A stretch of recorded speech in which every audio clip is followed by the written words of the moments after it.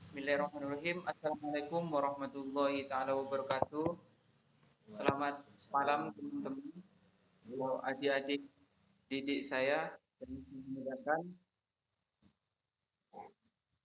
Alhamdulillahirobbilalamin, kita bisa bertatap muka lagi di mata pelajaran selanjutnya yang kelanjutan yang dari kemarin-kemarin, yakni kita akan membahas teori kritis. Nah, sebelum masuk ke pemateri, saya ingin mengabsen adik-adik dulu ya. Dari Siti Nur Fatimah hadir.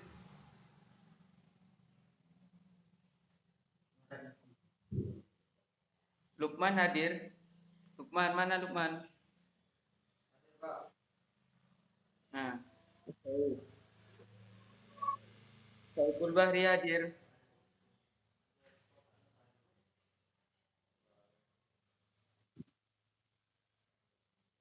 Mas Fudatus Sailin hadir. Kemarin kenapa nggak masuk Mas Fudatus Sailin ini kenapa nggak masuk kemarin?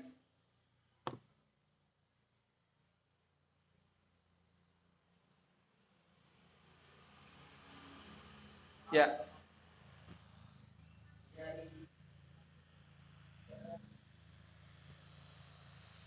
Oh iya ya. Mungkin demi mendekatnya waktu ya, karena saya sebentar lagi ada rapat. Mungkin langsung ke materi aja ya. Nah, di sini pertemuan yang ketiga ini akan membahas teori kritis. Nah, teori kritis ini adalah cara berpikir manusia untuk merespon seseorang, untuk menganalisis fakta, membentuk penilaian teoritis, merupakan teori sosial yang menekankan pada kehidupan sosial. Teori kritis ini termasuk dalam aliran pemikiran yang menekankan penilaian refleksif atau sesuatu yang sudah terjadi dari masyarakat dan budaya yang menerapkan pengetahuan ilmu sosial dan humaniora. Nah, sejarah daripada teori kritis ini diretas pertama kali sama Jürgen Habermas di Jerman. Akan tetapi Jürgen Habermas ini gagal. Namun diteruskan sama Herbert Audonor yang memiliki pemikiran pandangan kritis ini mengenai industri, budaya massa, yang berfokus kepada akumulasi kapital untuk mencapai keuntungan. Dan yang kedua menurut Helber Markus, bahwasanya teori kritis ini pemikirannya menggambarkan teori kritis sebagai suatu metodologi yang berdiri dalam ketegangan dialektis antara filsafat dan ilmu pengetahuan. Teori kritis tidak hanya berhenti pada faktor objektif yang umumnya dianut oleh para positivitis atau orang yang menganut kepada sesuatu yang tampak lah. Nah, di sini filsafat pada hakikatnya salah, maaf. Ini di sini bicara ya, sama menganalisis bentar. Menurut yang ketiga ini menurut ilmuwan Theodor Adorno, yang mana kata Theodor Adorno, teori kritis ini memiliki pandangan kritis yaitu yang berkapital, artinya sesuatu yang menguntungkan kepada diri kita masing-masing. Nah, kembali ke pengertian teori kritis sendiri adalah kita memahami bahwa teori kritis ini hanya menilai sesuatu yang jelek, namun akan tetapi menurut para ilmuwan ini bukan hanya tentang kejelekan, namun kebaikan. Contohnya seperti kita menganalisis budaya di masyarakat sosial. Nah, contoh ya, yang membudaya sekarang di masyarakat sosial, utamanya masyarakat Islam, yaitu budaya Maulid Nabi. Nah, secara teori kritis Nah, kita sebagai akademisi untuk menerapkan teori kritis ini kepada masyarakat, tentunya kita harus menerapkan teori.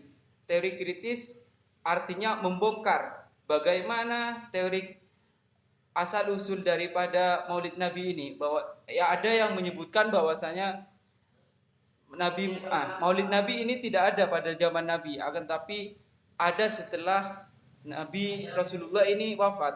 Nah, bagaimana menurut teori kritis ini bisa membongkar dari seluk beluknya gitu. Dan kalau menurut pendapat dari sebagian ulama juga bahwasanya Maulid Nabi ini adalah sebuah kebaikan. Nah, ada di suatu masyarakat ini kalau mau mengadakan Maulid Nabi ini kayak lomba-lombaan gitu. Dari masyarakat sebelah sini ngabisin 10 juta, yang sebelahnya ini harus tinggi antara 20 juta dan 30 juta. Nah, menurut secara teori kritis, ini apakah sesuatu hal yang baik untuk dikerjakan begitu? Nah, kita sebagai orang akademis, kita harus mampu menganalisis sesuatu yang terjadi di masyarakat, apakah itu perlu untuk dilakukan atau tidak begitu. Apakah bisa dipahami tentang teori kritis?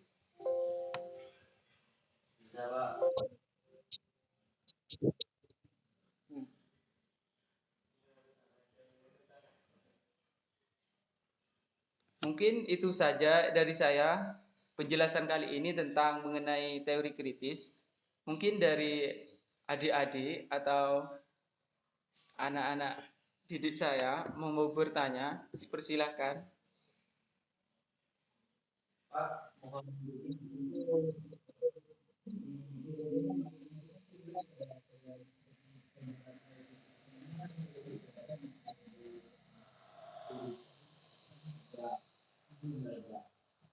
Oh, iya ya, saya share materi ya. Mungkin dari adik-adik saya, mungkin ada yang mau ditanyakan, dipersilakan.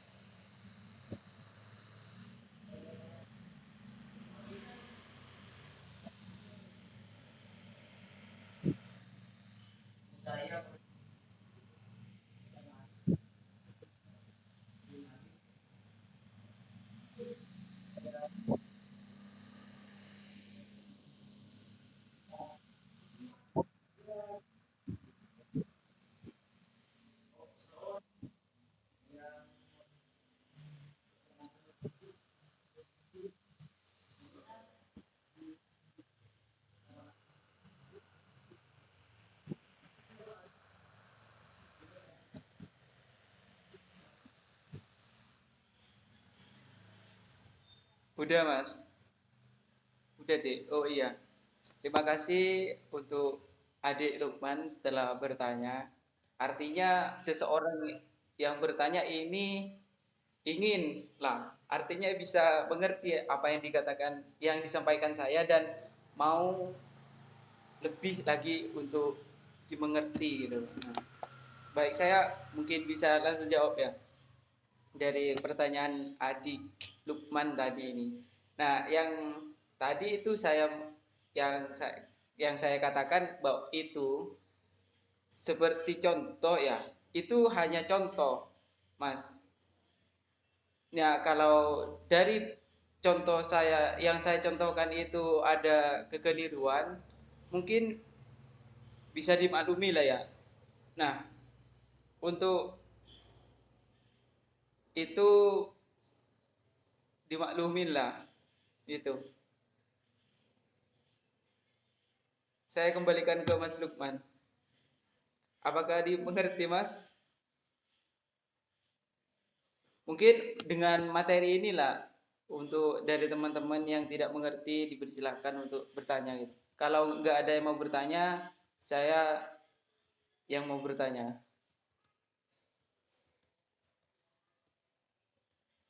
Yang tadi itu hanya contoh ya Mas ya. Apabila dari contoh saya Maulid Nabi ada sebelum Nabi wafat atau sudah lahir itu tergantung daripada mazhab masing-masing. Saya debatkan itulah biar gak terlalu jauh itu. Kita bahas materi pada kesempatan malam hari ini aja yang terkait dengan teori kritis ini. Mungkin dari adik-adik ada yang mau bertanya tentang teori kritis. Mm-mm.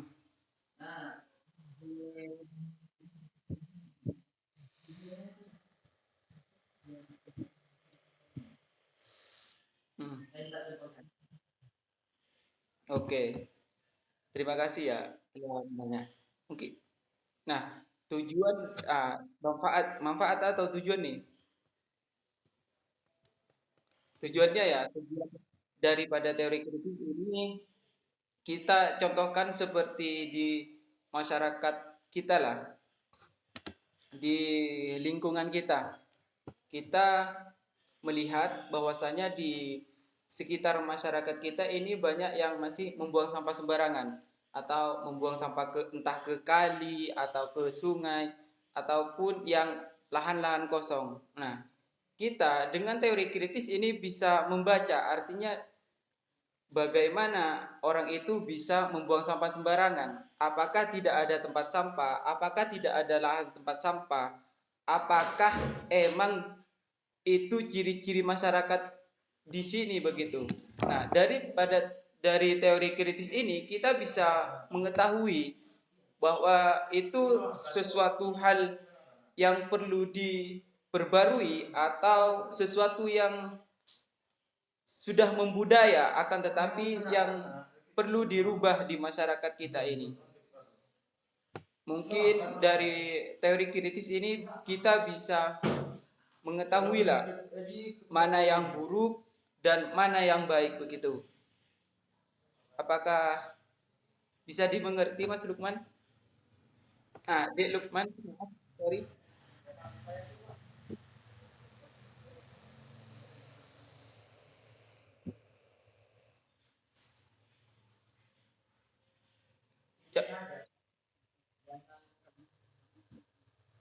Oh, intinya ya dari teori kritis ini saya sudah sebutkan tadi. Dari teori kritis ini kita bisa mengetahui, kita bisa membaca mana yang baik, mana yang buruk begitu. Itu intinya.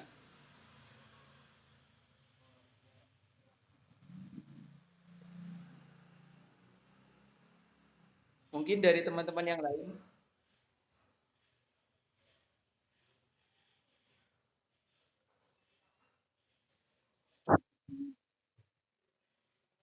Oh iya, mungkin karena waktu saya sudah habis ya. Dan sebentar lagi saya mau ada acara. Mungkin saya langsung tutup aja ya pada kesempatan pada malam hari ini. Mungkin apabila ada yang kurang mengerti ataupun yang tak yang seperti yang yang katakan tadi belum ada, artinya pasti ada begitu. Mungkin langsung bisa chat saya begitu. Kurang lebihnya dari Bapak Anwar, saya selaku wali murid di sini undur diri. Kurang lebihnya mohon maaf. Wassalamualaikum warahmatullahi wabarakatuh. Jangan lupa jaga kesehatan, jaga imun tubuh. Mantap dari Bapak Presidium.